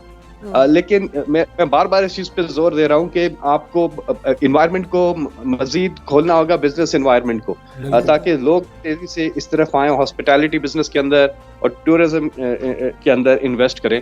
और हम देख रहे हैं कि बहुत से लोग इंटरेस्टेड हैं, क्योंकि लोकल टूरिज्म पहले फेज में बढ़ रहा है, उसके बाद ओवरसीज पाकिस्तानी जो हैं वो बच्चे जो वहाँ पैदा हुए हैं उन्होंने पाकिस्तान देखा ही नहीं है। वो जब ये जगह देखेंगे और उनको दिखानी भी चाहिए, अपना मुल्क है उनका, उनको ये जगह दिखानी चाहिए। तो सेकंड मरले में फिर हम बाहर से, क्योंकि कोरोना की वजह से फ्लाइट्स का प्रॉब्लम है, लेकिन सेकंड फेज में फिर बाहर से लोग आएंगे और थर्ड फेज में फिर फॉरेनर्स आएंगे। और ये बहुत जरूरी है कि हम टेलीविजन पे लगातार दुनिया को ये दिखाएं कि पाकिस्तान की असल चेहरा, this is the real side of Pakistan. ये मैं पॉजिटिव, वो सॉफ्ट इमेज की बात नहीं करता हूँ, वो बड़ा कॉस्मेटिक लगता है। ये तो असल चेहरा है, real side of Pakistan which needs to be projected, and hats off to you both कि आपने इस पे प्रोग्राम किया है। Thank you sir. ये भी फरमाइएगा, मुझे लगता है मुझे आपको लेकर तो सिरी पाए भी जाना पड़ेगा। आप एक दफ़ा जाएंगे तो आप वो रोड बनवा देंगे। वो इतनी खूबसूरत स्पॉट है लेकिन उसकी रोड इतनी मुश्किल है। एंड सेम गोज़ फॉर अगर आप जाएं ऊपर जहाँ पर के कागान, नारान और फिर ख़ासतौर पे लेक जो वहाँ पे इतनी खूबसूरत है, उसकी भी रोड। तो अगर ये चीज़ें बेहतर हो जाएं, और यकीनी तौर पर गवर्नमेंट की प्रायोरिटी भी है, लेकिन आपके ख्याल में टाइम कितना लग जाएगा कि ये स्पॉट्स जो ऑलरेडी हैं मौजूद, इनकी बेहतरी हो जाए और नए स्पॉट्स भी आइडेंटिफाई हो जाए? आपके इसके कोई टाइम पीरियड है आप समझते हैं कि जिसमें आपका लोकल टूरिज्म जो है वो कमाल पे और वो बहुत ऊंचा जा सकता है? जी हाँ, 1 साल के अंदर अंदर ये जो आपने जगह बताई हैं और बाकी जगहों पे वहाँ पे काम हो जाएगा। आप ये सही कह रही है, बहुत सी जगहों पे पहुंचना बहुत ही दिक्कत, अव्वल तो रश हो जाता है, ट्रैफिक जैम हो जाता है। और यहाँ पर भी अभी मालम जबा जाते वक्त भी थोड़ा सा एरिया है मंगोरा वाला जिसपे थोड़ा सा काम करने की जरूरत है, क्योंकि तंग सड़क है और ज्यादा ट्रैफिक होती है। लेकिन ओवरऑल तो आपको पता है स्वात मोटरवे की वजह से और आगे मालम जबा का जो आगे रोड है उसको इम्प्रूव करने की वजह से ये सफर तो 4 घंटे का रह गया है। फिर एक और जगह है नलतर, जो कुमराट है। अच्छा, नलतर का ये है कि नलतर गिलगित से आगे 3 घंटे ऊपर है जी गाड़ी और वो भी बहुत ही खूबसूरत जगह है। और इसी तरह से कुमराट जब हम गए थे, आपने वो फिल्म भी देखी होगी, इमरान खान साहब, और उसके बाद हजारों की तादाद में लोग कुमराट गए। और लेकिन लोगों से ये दरख्वास्त है कि जगहों का खुद भी ख्याल रखना है। देखें, हुकूमत तो काम कर रही है, रिजॉर्ट्स बना रही है, प्राइवेट सेक्टर को इनकरेज कर रही है, अगले साल तक बहुत ज़्यादा काम हो चुका होगा। लेकिन साथ में लोगों को चाहिए, कल ही मेरा एक सेनेट में बिल पास हुआ है एंटी लिटरिंग का, कि लोग कुमराट जब गए तो उसके बाद हमने देखा कि वहाँ पे लोगों ने बड़ी गंदगी फैला दी। देखिए, आपने अल्लाह ताला की नेमतों की कदर करनी है, अल्लाह ताला को नाराज नहीं करना है, नाशुक्री नहीं करनी है। हम हमारी एक पाकिस्तान में एक, हम नेचर वाइज में अपनी बात करूंगा, हम लोगों में केयरलेसनेस ज्यादा है। आपने कोरोना में भी देखा है और वैसे ओवरऑल भी हमारे नेचर के अंदर, मैं अपनी बात कर रहा हूँ, फैसल कह रहा है कि मेरे अंदर केयरलेसनेस बहुत ज्यादा है। तो हमें अपनी इस चीज को ज्यादा बेहतर करना होगा। हम जब भी किसी भी जगह जाते हैं, मालम जबा हो, कहीं पे भी हम जाए, तो हम एक चीज जरूर सब देख रहे होते हैं कि क्या गंदगी लोग फैला रहे हैं कि नहीं फैला रहे हैं। और कौमों की पहचान इस चीज से, डिसिप्लिन से होती है, और इसीलिए कायदे आज़म ने तंजीम की डिसिप्लिन की बात की थी। तो हमें अपने आप डिसिप्लिन भी करना होगा इन जगहों पर जाकर। बहुत शुक्रिया, थैंक यू वेरी मच, आप हमारे साथ रहे। सुबह सवेरे पाकिस्तान, सुबह सवेरे पाकिस्तान। और आप अपडेट थे हमें, हुकूमत इस बारे में जो इनिशिएटिव ले रही है। हमजा, आप झील सैफुल मुल्क जब खुलती है ना ये सर्दियों के फौरन बाद, आप उस वक्त जाएं, शुरू में यानी अर्ली मई में आप पहुंचे तो उस झील को देखें, और उसके बाद जब सीज़न गुजर जाता है, जून जुलाई अगस्त में आप जाके विजिट करें, तो आपको इतना गंद वहाँ नजर आएगा कि आपको वो झील सैफुल मुल्क की खूबसूरती जो है उससे पहले इंसानों का फैलाया हुआ वो गंद नजर आ रहा होगा। बिल्कुल वो नजर आ रहा होगा, और ये हमारी जिम्मेदारी है, ये तो हुकूमत की जिम्मेदारी नहीं है। लेकिन अच्छी बात यह है क्योंकि फैसल जावेद साहब खुद वहाँ पर गए हैं, इसलिए उनको मालूम है कि यहाँ अभी मसाइल हैं। ये जब खुद जा रहे होंगे तो फिर वो चीजें जो हैं ठीक भी होती जाएंगी, क्योंकि उन पर नजर पड़ेगी कि ये खराब है। मुझे लगता है अगर मैं वहाँ पे एंटर हो रही हूँ और मुझे कहा जाए ये 1 लीटर बैग है, यानी वो, और ये 1000 रुपये आपका जो है ये डिपॉजिट होगा यहाँ पे, आप जब वापस यहाँ से जाएंगे तो आप ये 1000 रुपये अपना उस सूरत में ले सकेंगे जब अपना सारा गंद समेत ये थैला आप हमें यहाँ पे जमा करा के जाएंगे। दूसरों का भी उठा के लेके जाएंगे। हाँ, तो लोग जो हैं वो अपना गंद वहाँ नहीं फेंकेंगे, वो अपना 1000 रुपया लेने के लिए वो उस जगह पे जहाँ पे वो फेंका जाना चाहिए वहाँ दे के 1000 रुपया लेके जाएंगे। आई थिंक हमें इन्फोर्स करना पड़ेगी इस तरह की चीजें, ताकि मामला जो बेहतर हो सके। ये चीजें बहुत जरूरी होती हैं। अभी आपको जो है ना उधर से बिल्कुल मुल्तान लिए चलते हैं ना। मुल्तान में ऊंट की खाल से फनपारे बनाने का काम सदियों पुराना है, और इस फन को मुल्तान के फनकारों ने बामे अरूज पर पहुंचा दिया, और इनकी जितनी तारीफ की जाए कम है। बिल्कुल से मुल्तान के हवाले से एक सेइंग है जो मुल्तान के लोग इतना पसंद नहीं करते, गर्द गर्दा गदाओ गोरिस्तान। तो ये मुल्तान को कहा जाता है। हाँ वाकई गर्मी बहुत होती है ना, लेकिन ये जिस आर्ट की हम बात कर रहे हैं, जितना ये सारी चीज़ें पुरानी है उतना ये भी। 1910 में उस्ताद अब्दुल्ला नक्काश ने ऊंट की खाल से बने टेबल लैंप्स पर खूबसूरत नक्शो निगार बनाकर इस फन को जिद्दत दी थी।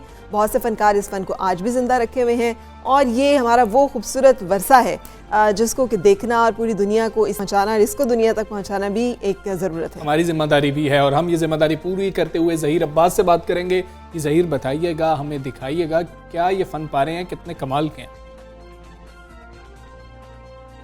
जी बिल्कुल, फ़न नक्काशी दुनिया का कदीम तरीन फ़न जो है वो माना जाता है।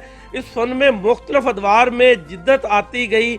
पहले जो है वो घी के जो कुप्पे हैं उन पर इस फ़न को आजमाया गया। उसके बाद जो है मुख्तलिफ गुलदानों पर जो है इस फ़न को नक्श किया गया। उसके बाद 1910 में उस्ताद अब्दुल्ला नक्काश ने ऊंट की खाल जो है उससे टेबल लैंप बनाए, उस पर इस फ़न को जो है वो आजमाया गया। ये फ़न जो है वक्त के साथ साथ मकबूल होता गया, लेकिन जदीद ज़माने में ये फ़न जो है वो दम तोड़ता जा रहा है। इस फ़न को बचाने के लिए कौन से इक़दाम होने चाहिए? इस वक्त हमारे साथ उस्ताद अब्दुर्रहमान नक्काश मौजूद है। इन्हीं से जानते हैं कि इस वक्त जो सूरत हाल है ऊंट की खाल पर नक्काशी के हवाले से, उसको कैसे बचाया जा सकता है। मैंने मुख्तलिफ ममालिक में गया हूँ, वहाँ मैंने देखा जो उनकी कदीमी रवायती फ़न है उनको उसको बचाने के लिए उन्होंने वो 30-40 साल पहले ही यूनिवर्सिटीज़ के अंदर एज ए सब्जेक्ट लगा दिया है।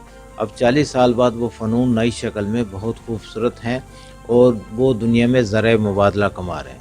हमें भी चाहिए हमारी जितनी भी क्राफ्ट आर्ट हैं इनको यूनिवर्सिटीज़ के अंदर, ख़ास तौर पे ऊँट की खाल के लैम्प शेड्स और नक्काशी को यूनिवर्सिटीज़ के अंदर एज ए सब्जेक्ट लगा दें तो ये फ़न दोबारा ज़िंदा हो जाएगा। जिस तरह के आपने सुना, उस्ताद अब्दुर्रहमान नक्काश का यही कहना है कि अगर दम तोड़ते फ़नून को यूनिवर्सिटीज़ में पढ़ाया जाए तो इनको दोबारा से ज़िंदा और मकबूल किया जा सकता है। बिल्कुल ठीक है ज़हीर, बहुत शुक्रिया को जिस तरह से उन्होंने तजवीज़ दी है कि दुनिया के अंदर उसको कोर्स का हिस्सा बना दिया गया, एजुकेशन का हिस्सा बना दिया गया, तो ये बहुत ज़्यादा ज़रूरी है कि वो फन तो नहीं मरना चाहिए जो आपकी मिट्टी का। हमारे बहुत सारे साज जिंदा रहते अगर हम ये कर लेते। बिल्कुल, हमारे बहुत सारे साजिंदे जो हैं उनके घर चलते अगर हम ये कर लेते। हमारे बहुत सारे साज जो हैं वो ख़त्म हो गए। आपको पता है वो जो शहनाई बजती थी और बहुत सारे और ऐसे साज हैं उनके हमें उनके नाम भी भूलते जा रहे हैं, जो बजाने वाले लोग नहीं रहे चूँकि उसको हमने तरवीज नहीं की, उसको फैलाई नहीं। सो हमें अपने इंस्ट्रूमेंट्स को, अपनी सकाफ़त को, अपने हुनरमंदों को ज़िंदा रखना है, अपने हुनर को और अपने वर्से को जो है वो भी ज़िंदा रखना है। उसका तरीका यही है जो उन्होंने सजेस्ट किया। बिल्कुल ऐसा ही है, और जो नए तौर तरीके हैं वो तो हमने सीखने ही सीखने हैं। और इसीलिए हायर एजुकेशन कमीशन तालीमी इदारों में IT के फ़रोग के लिए कोशां है और इस इदारे का अहम मकसद और ज़िम्मेदारी पाकिस्तानी जामियात की तजदीद है ताकि उन्हें तालीम और तहकीक को तामीर का मरकज़ भी बनाया जा सके।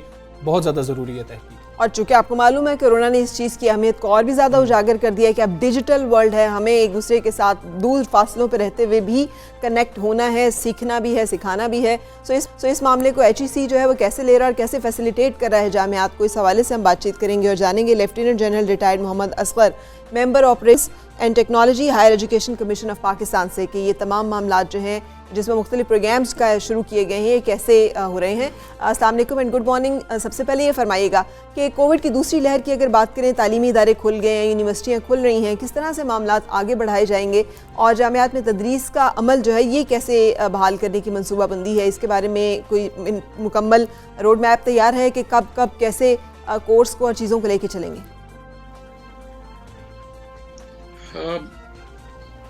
कोविड का तो हमारा जो पिछला एक्सपीरियंस था उसको देखते हुए काफ़ी हमने इक़दाम किए थे और अभी इसको आगे बढ़ाने के लिए भी हम काफ़ी कर रहे हैं।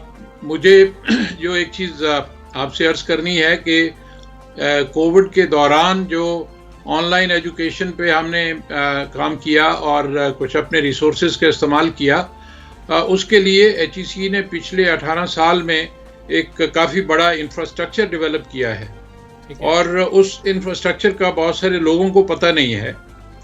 HEC ने पाकिस्तान एजुकेशन और रिसर्च नेटवर्क के नाम से एक जाल है जो तकरीबन पूरे मुल्क में बिछाया है। इसमें कुछ तकरीबन 310 यूनिवर्सिटीज़ और उनके कैंपसेस कनेक्टेड हैं इस सिस्टम के थ्रू।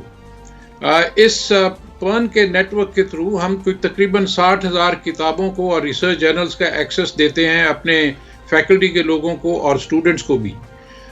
इस नेटवर्क का फ़ायदा उठाते हुए हमने जो तरवीज दी है इनोवेशन को और एंटरप्रेन्योरशिप को, वो भी काबिल ज़िक्र है। उसमें तकरीबन इस वक्त 71 यूनिवर्सिटीज़ में ऑफिसेज रिसर्च, इनोवेशन, कमर्शलाइजेशन के मौजूद हैं और 36 यूनिवर्सिटीज़ के अंदर हमारे इनक्यूबेटर्स हैं जहां स्टार्टअप कंपनीज वगैरह अपने प्रोडक्ट्स को आगे लेके बढ़ाते हैं और अपने बिजनेस को बढ़ाते हैं। रिसर्च के एरिया में भी हमने कोई नए जो चैलेंजेस आए हैं इन पे फोकस किया है। एक उसमें फ़ंड है जिसको हम ग्लोबल चैलेंज फ़ंड कहते हैं और एक लोकल चैलेंज फ़ंड है। ये दोनों फंड्स के थ्रू तकरीबन 4 से 5 बिलियन रुपए की इन्वेस्टमेंट इंशाल्लाह होगी पहले फेज़ में और उसके बाद इसको आगे हम बढ़ाएंगे। तो ये जो रिसोर्सेज हैं HEC ने अपने यूनिवर्सिटीज़ को मुहैया किए गए हैं, उनका एक थोड़ा सा जिक्र मैंने किया है। बाकी यूनिवर्सिटीज़ ने इसको आगे लेके चलना है इंशाअल्लाह। एक चीज़ जिसके ऊपर हमने फील किया पिछले कोविड के फेज़ में, वो थी असातिज़ा की जो तैयारी है ऑनलाइन डिलीवरी के लिए। तो एक कोर्स हमने चलाया और उन असातिज़ा की तरबियत की। उसमें तकरीबन 600 से ज़्यादा असातिज़ा थे जिन्होंने हिस्सा लिया और अभी मज़ीद उसको हम आगे बढ़ा रहे हैं। तो इंशाअल्लाह ये कोविड का जो चैलेंज है इसके ऊपर HEC पूरी तरीके से फोकस कर रहा है। बिल्कुल सही। सर एक जो हमें फील होता है लैकिंग, वो एकेडेमिया एंड इंडस्ट्री लाइजॉन है कि हमारे जो बच्चे हैं उनका थ्योरेटिकली तो वो ठीक होते हैं, डिग्री भी ले लेते हैं, लेकिन उस थ्योरी को लेके जब वो फील्ड में जाते हैं तो पता चलता है प्रैक्टिकली तो वो थ्योरी वहाँ पे काबिल अमल ही नहीं है। चीज़ें बहुत अपग्रेड हो चुकी हैं, बहुत चेंज हो चुकी हैं और वहाँ पे उन्हें कुछ नया सीखने की ज़रूरत है। तो वो जो एक इंटर्नशिप प्रोग्राम्स हैं, क्या उसमें भी HEC फैसिलिटेट कर सकता है कि ऐसे लाइजॉन्स किए जाएँ कि बच्चों को जॉब्स भी मिल सके, एक्सपोजर भी मिल सके, एक्सपीरियंस भी मिल सके, प्रैक्टिकल नॉलेज भी? जी बिल्कुल सही कहा आपने। HEC ने यूनिवर्सिटीज़ को शुरू से ही इनकरेज किया है कि वो इंडस्ट्री के साथ अपने तल्लुकात को बढ़ाएं और ये जाने कि इंडस्ट्री के क्या रिक्वायरमेंट है और हमने बच्चों को कैसे उसके लिए तैयार करना है। मैं आपको एक छोटा सा अपना एक्सपीरियंस जो बताता हूँ। मैं रेक्टर नस्ट रहा हूँ तकरीबन 10 साल। वहाँ पर हमने कोई तकरीबन 100 से ज़्यादा इंडस्ट्री के CEOs को कॉर्पोरेट एडवाइजरी काउंसिल में शामिल करके उनके साथ अपने एकेडेमिया को लिंक किया हुआ था। इसी तरीके से पाकिस्तान की जो बाकी लीडिंग यूनिवर्सिटीज़ हैं उनके अंदर भी ये प्रोग्राम है कि वो इंडस्ट्री के साथ लिंक करते हैं और उनके साथ मिल के काम करते हैं। ये जो एंटरप्रेन्योरशिप का प्रोग्राम जो ग्लोबल चैलेंज जिसकी हम अभी बात कर रहे थे, इमेजिन का, अपना माइक्रोसॉफ्ट का, इसमें भी इंडस्ट्री के मेंटर्स हैं जो इन तमाम बच्चों के साथ मिलके काम करते हैं। जो सॉफ्टवेयर की इंडस्ट्री है, IT की इंडस्ट्री है, इनके साथ तो मेरे ख्याल में हमारे तमाम बच्चे बहुत अच्छे तरीके से कनेक्टेड हैं और प्राइम मिनिस्टर का जो इंटर्नशिप का प्रोग्राम है उससे भी हम फ़ायदा उठाते हैं जो कामयाब जवान के नाम से है। बिल्कुल ठीक है। ये नए और जदीद तरीके सीखने की जरूरत भी बहुत ज्यादा है। रिटायर्ड मोहम्मद असगर साहब हमारे साथ मौजूद थे। थैंक यू वेरी मच आपका। और बड़ा ज़रूरत भी है हमें इस चीज़ की कि हम बच्चों को कनेक्ट करें और दूर दराज घरों में बैठे अगर बच्चों को हम कनेक्ट कर सकते हैं तो फिर तालीम को आम किया जा सकता है। बिल्कुल सही। Let's take a short break और फिर मिलते हैं। सुबह सवेरे पाकिस्तान, सुबह सवेरे पाकिस्तान। Welcome back. आप सोच रहे होंगे मैं हंस क्यों रही हूँ, तो जो ब्रेक में यहाँ पे गुफ्तगू चल रही थी मुझे उसमें हंसी आ रही थी। हम साहब आप खुद ही बताएं कि आप क्या बातें कर रहे थे। अच्छा, इरफान हमारे साथ मौजूद है। अस्सलाम वालेकुम। Good morning. शुक्रिया कि आप आए। बात ये चल रही थी, मैंने इरफान से पूछा इरफान ये लोग क्या कर रहे हैं, तो इरफान ने आगे से कहा कि वही कर रहे हैं जो हमेशा करते हैं। तो हम इस बात के ऊपर हंस रहे थे। खैर क्रिकेट की हम बात करने लगे और क्रिकेट की बात करते हुए वैसे तो रोना चाहिए, लेकिन क्या करें कि अब रोने की जगह हंसना आता है कि जो हो रहा है हमें समझ नहीं आती कि क्या हो। इतना अच्छा हमारे स्पिनर्स ने परफॉर्म किया, 220 पे वी वर ऑल एक्साइटेड कि ओहो हमने तो बस कमाल ही कर दिया। लेकिन हमारे जैसे ही बैट्समैन मैदान में आए तो हमें लगा कि नहीं ये तो कुछ उलट हो गया है। पहले कह रहे थे कि जी हमारे कैप्टन ने यही कहा ना बाबर ने कि अगर मैं टॉस जीतता तो मैं बैटिंग करता है, क्योंकि बैटिंग जो है सपोर्ट करती है, लेकिन हमारे बैट्समैन को मेरा ख्याल है विकेट सपोर्ट करना भूल गई। 14 विकेटें गिर गई कराची के विकेट के ऊपर। ये बहुत ज़्यादा सोचने की बात है कि कराची में 14 विकेट्स एक दिन के अंदर गिर गई और एल्गर भी बहुत हैरान थे इस बात के ऊपर कि ये तो समझ ही नहीं लगी कि 14 विकेट्स कैसे गिर गई हैं। तो ये हम इरफान से कुछ समझने की कोशिश करते हैं। खैर अभी तक कोई आउट नहीं हुआ है आज के दिन में।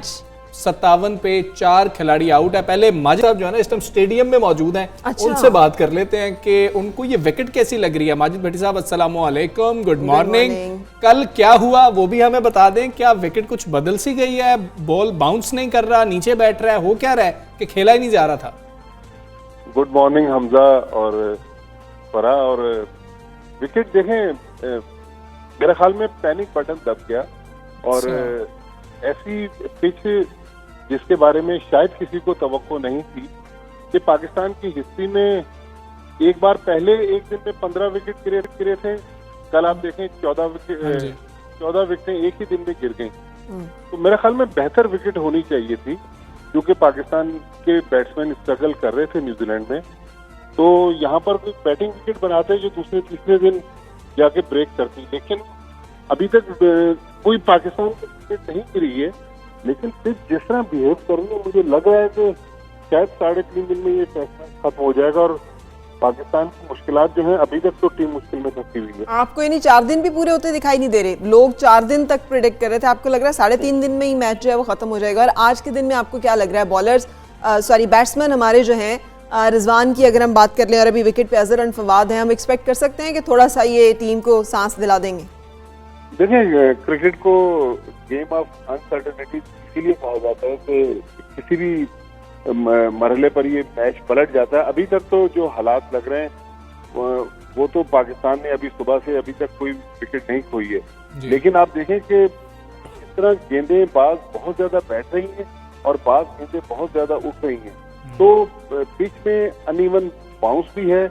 और आज के दिन में अभी जो पहला सेशन है दूसरे दिन का, अभी तक न्यूजीलैंड ने अपने स्पिनर्स को बॉलिंग नहीं दी है। तो लेकिन मेरे ख्याल में पिच बैटिंग के लिए बहुत आसान नहीं है, इसीलिए मैं कह रहा हूँ कि 3.5 दिन में मैच खत्म होगा। मेरा सिर्फ मुद्दा ये था कि हम जब न्यूजीलैंड में स्ट्रगल कर रहे थे हमारे बैट्समैन, तो हमें चाहिए था कि अपने बैट्समैनों के लिए बेहतर पिच देते, क्योंकि ये जो हमने पिच तैयार की पूरी टॉस पे मैच चला गया और पाकिस्तान टॉस हारा। और मैं खास तौर पर देख रहा था मिसबाह-उल हक पिच के लेफ्ट साइड पे खड़े हुए थे। जैसे ही बाबर आजम टॉस आ रहे हैं, मिसबाह-उल हक के हाथ में उनकी कैप थी और उन्होंने जिस तरह कैप को अपने घुटनों पर पटका है, तो उससे लगा कि मिसबाह भी काफी नाराज थे कि ये मैच हम टॉस पे लेके चले हुए थे और पाकिस्तान टॉस हार गया। अल्लाह करे कि पाकिस्तान यहाँ से मैच निकाल दे, लेकिन अभी तक दिल्ली दूरस्थ काफी मुश्किल मंजिल है पाकिस्तान की। बिल्कुल जी, हुनूस दिल्ली दूरस्थ। बहुत शुक्रिया माजिद भट्टी साहब, आप स्टेज मौजूद हैं। इरफान, माजिद भट्टी साहब तो कह रहे हैं कि शायद पिच ही नहीं ठीक बनाई गई है। कल शुरू में ये बातें हो रही थी कि पिच बैटिंग के लिए बहुत अच्छी है, लेकिन जब पाकिस्तान बैटिंग करने आया था तो हमने देखा कि बाउंस ही नहीं आ रहा, बॉल कहाँ से रबादा किस हाइट से करवा रहे हैं और वो नीचे बैठ जाता था। असल में इन्होंने एक्स्ट्राऑर्डिनरी पैनिक कर गई हमारी मैनेजमेंट भी, और उन्होंने था कि ऐसी वो प्लेसेंट विकेट बनाए, स्पिनिंग ट्रैक के चक्कर में गए। और इसमें होता है कि रोलर का बड़ा इफेक्ट होता है कि आप इसमें सॉफ्ट रोलर यूज़ करते हो, बहुत हार्ड रोलर यूज़ करते हो। अभी भी देखना पड़ेगा कि ये किसको ऑप्ट करते हैं। उससे क्या होता है कि कई दफ़ा क्रैक्स आ जाते हैं विकेट्स के अंदर। जब क्रैक आते हैं तो वो आपकी बॉल अनइवन बाउंस पे रहती है, वो बहुत बड़ा फैक्टर है।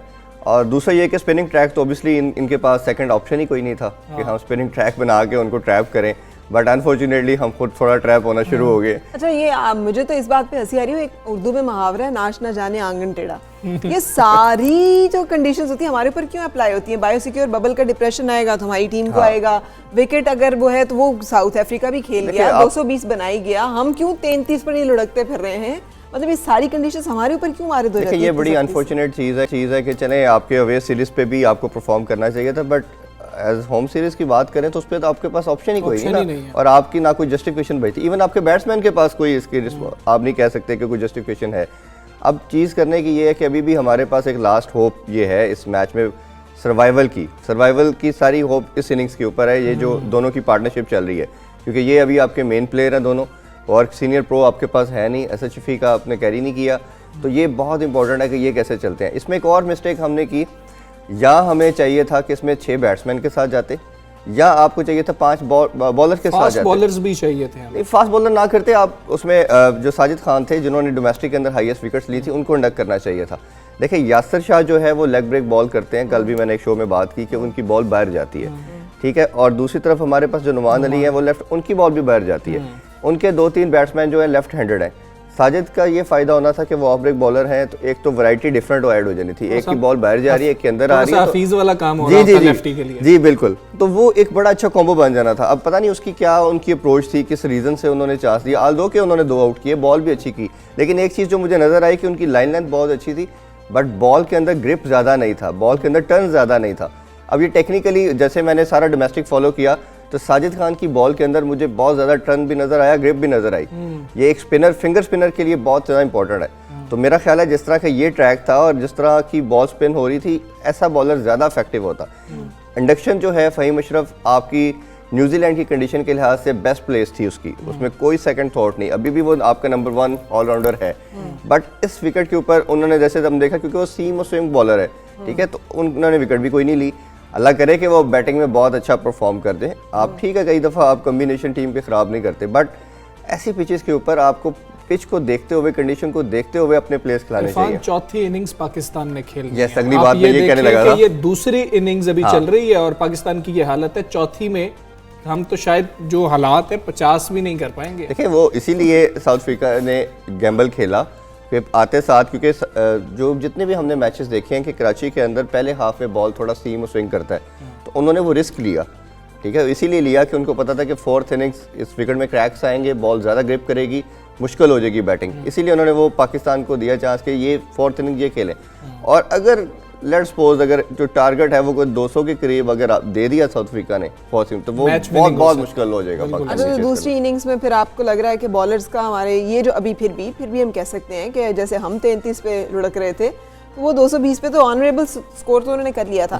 तो अगर खुदा न खास्ता ये कॉम्बो हमारा जो है ये नहीं चलता, उस तरह से बैटिंग पे हमें सपोर्ट नहीं मिलती, तो बॉलर्स हमारे फिर सहार लेंगे उस प्रेशर को जो कि फिर आने वाला है। देखिए मेरा जो मानना है कि वो उन्होंने जो पहले इनिंग्स के अंदर मिस्टेक की वो सेकंड में रिपीट नहीं करेंगे, क्योंकि बड़ी प्रोफेशनल साइड है उनकी। 2 उनके मेन प्लेयर जो है वो रन आउट हो गए, तो ये भी आपको उनकी विकेट्स लेने में बहुत ज़्यादा एडवांटेज मिला। अगर लेट्स सपोज रन आउट ना होते तो माइट भी ये 280 300 का टारगेट आपको देते, तो वो बहुत फॉलो ऑन की तरफ जा रहे थे। जी, तो इसलिए अभी भी आपके पास जिस टीम ने भी इनिंग्स में इसमें लीड ले ली, चाहे पाकिस्तान ने ली या उन्होंने ली, जिसने लीड ली उसके चांसेस बहुत ज़्यादा ब्राइट। आखिर में ये बात हमें बताएं कि फवाद आलम, जिनका 10 साल बाद हमने कहा कि कमबैक हुआ, उनके पास सबसे ज़्यादा एक्सपीरियंस है इन पिचेस पे खेलने का।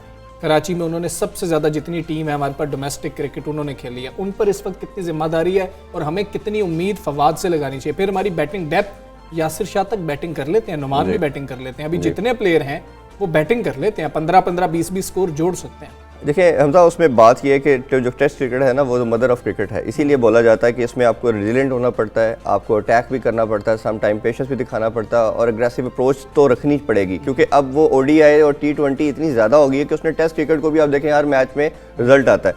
फवाद आलम और अजहर अली दोनों पे बहुत बड़ी रिस्पॉन्सिबिलिटी है। अब जैसे इन्होंने मीडिया की बात की कि आप सीनियर प्रोस के साथ अब सर्वाइव नहीं कर सकते अगर वो परफॉर्म नहीं करे।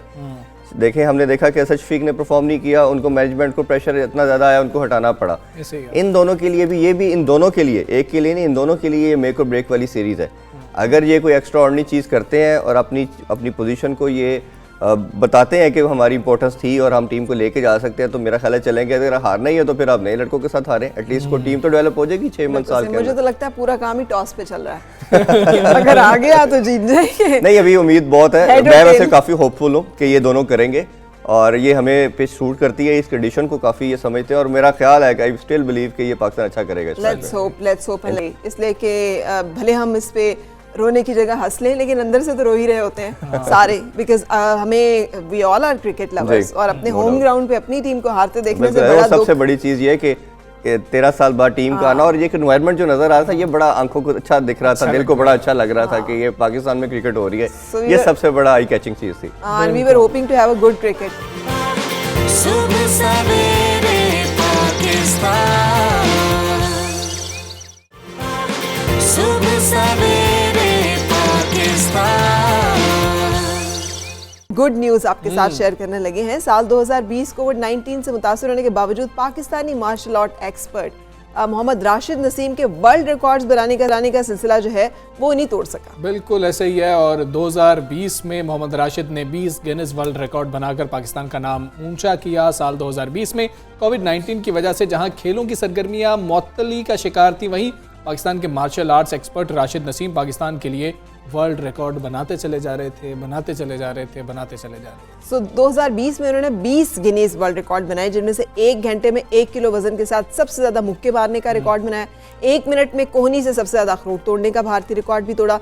1 घंटे में 5 किलो वजन के साथ सबसे ज्यादा किक्स मारने का रिकॉर्ड भी इनके हिस्से में आया। और 1 मिनट में सबसे ज्यादा सर से पेंसिल तोड़ने का रिकॉर्ड, 3 मिनट में सबसे ज्यादा टारगेट पर घुटने मारने का रिकॉर्ड, ये सब रिकॉर्ड जो है ये राशिद नसीम के हिस्से में। बिल्कुल, हमने राशिद को पहले भी मेहमान बनाया था, लेकिन मजीद रिकॉर्ड बना दिया गिनीज वर्ल्ड रिकॉर्ड। राशिद, अस्सलाम वालेकुम, गुड मॉर्निंग, कैसे हैं आप? खैरियत से हैं? आपको तो कोविड भी नहीं रोक सका, बड़ों को रोक दिया, बड़ी मईशतों को जो है ना घुटनों पे ले आया ये कोविड, लेकिन आप छाए में।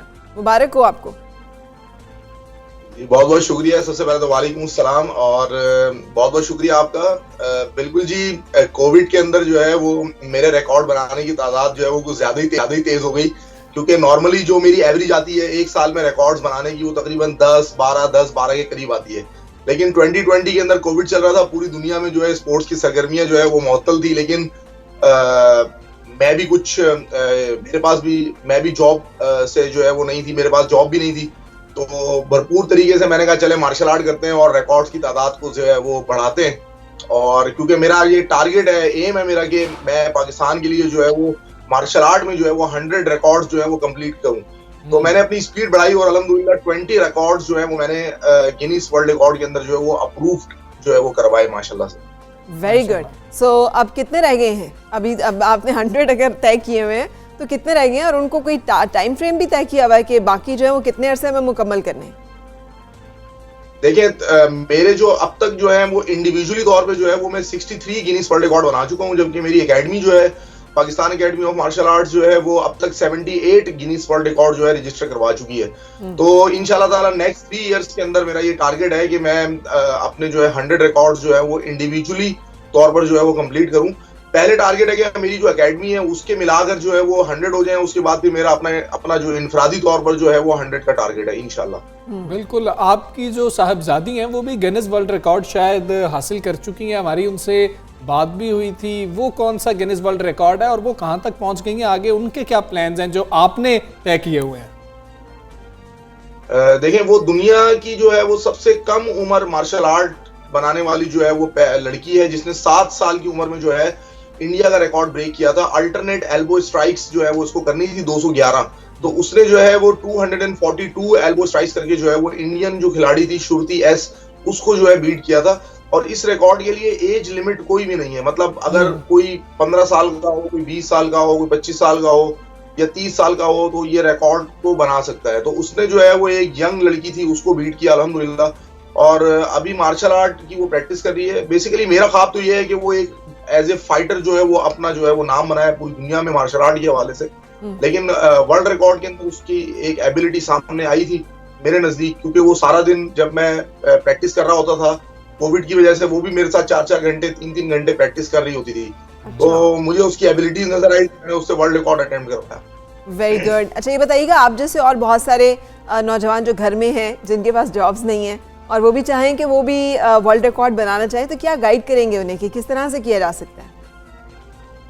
देखिए जी, गिनीज वर्ल्ड रिकॉर्ड का सबसे बड़ा जो है ना, सबसे पहले तो आप अपने टैलेंट को फाइंड करेंगे, आपके अंदर टैलेंट बेसिकली क्या है। किसी को देख करके यार मैं भी ये कर सकता हूँ, या सबसे पहले आपकी जो स्पेसिफिक जो आपकी जो फील्ड है, उस फील्ड के अंदर जो है आप अपने टैलेंट को जो है ना वो फाइंड करेंगे, मेरे अंदर ये एबिलिटी है। उसके बाद फिर गिनीज वर्ल्ड रिकॉर्ड के अंदर अप्लाई करना, और गिनीज वर्ल्ड रिकॉर्ड अप्रूव कराने तक का जो मरहला है वो तकरीबन 7 से 8 महीने का एक पूरा प्रोसेस है। जब आप गिनीज के पे अप्लाई करते हैं तो ये तकरीबन जो आपकी एप्लीकेशन होती है वो तकरीबन 3 महीने लगते हैं अप्रूव होने में।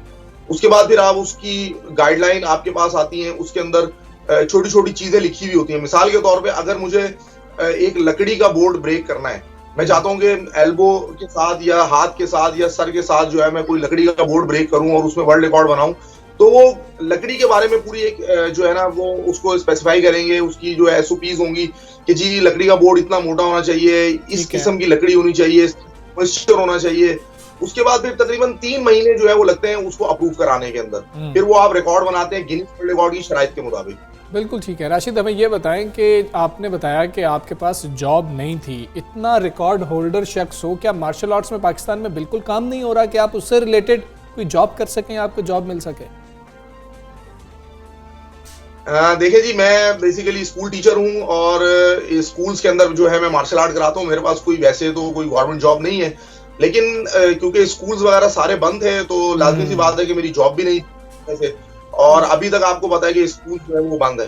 तो जैसे ही स्कूल खुलेंगे तो जॉब स्टार्ट होगी, लेकिन लाजमी बात है कि हम सैलरी वगैरह जो है वो नहीं मिल रही थी, तो घर पे ही हैं हम लोग सारे। और इस दौरान में मुझसे कुछ 1-2 गवर्नमेंट ऑफिशियल्स ने रब्ता किया जॉब के लिए, लेकिन उन्होंने फिलहाल मुझे जॉब नहीं दी और उन्होंने मेरा CV वगैरह ले लिया और सारी चीजें उन्होंने पूछी, 2-3 दफा रब्ता किया, लेकिन उसके बाद कोई सिलसिला ऐसा आगे बढ़ा नहीं।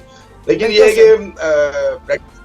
प्रैक्टिस में करता रहा अल्हम्दुलिल्लाह। मैंने कहा चले यार फारिग है घर के अंदर तो अपनी फिजिकल स्ट्रेंथ और अपनी फिजिकल कंडीशन है और जो उसको मजीद बेहतर बनाया जाए। अच्छा राशिद, ये चीज़ एंगल जो है ना आपका ये बहुत इंस्पिरेशनल है। मुझे तो लग रहा है आपको पाकिस्तान क्रिकेट टीम के साथ लगा देना चाहिए कि मेंटल टफनेस जो है वो कैसे सीखी जाए कि जब हालात फेवरेबल नहीं भी हो तब भी आप अपनी फिजिकल स्ट्रेंथ और अपना स्टेमिना और अपनी पॉजिटिव एटीट्यूड जो है, आउटलुक टुवर्ड्स लाइफ, वो मेंटेन करें। सो ये आप क्यों मायूस नहीं हुए, बदल नहीं हुए, अफसरदा नहीं हुए, परेशान नहीं हुए? आपने कहा वो सब खत्म हो गया, दुनिया तो तारीख हो गई, और आपको क्यों नहीं लगा कि गवर्नमेंट जो है वो नहीं सपोर्ट कर रही है, फ्रस्ट्रेशन ने नहीं आपको जो है वो अपना शिकार बना लिया?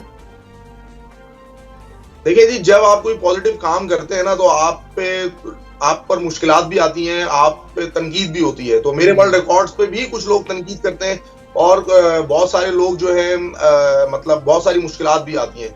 तो बेसिकली मेरे जो वालिद हैं और मेरी वालदा है उनकी बड़ी ख्वाहिश है, और मेरे जो उस्ताद हैं ठीक है। राशिद, बहुत शुक्रिया, आप हमारे साथ थे और हुकूमत को सरपरस्ती करनी चाहिए ऐसे टैलेंट की, और ऐसी दास्तान सामने नहीं आनी चाहिए कि नौकरी नहीं है मेरे पास। वक्त खत्म हो गया, हम दोनों को इजाजत नहीं, अपना बहुत ख्याल रखें, कल मिलेंगे, अल्लाह हाफिज़।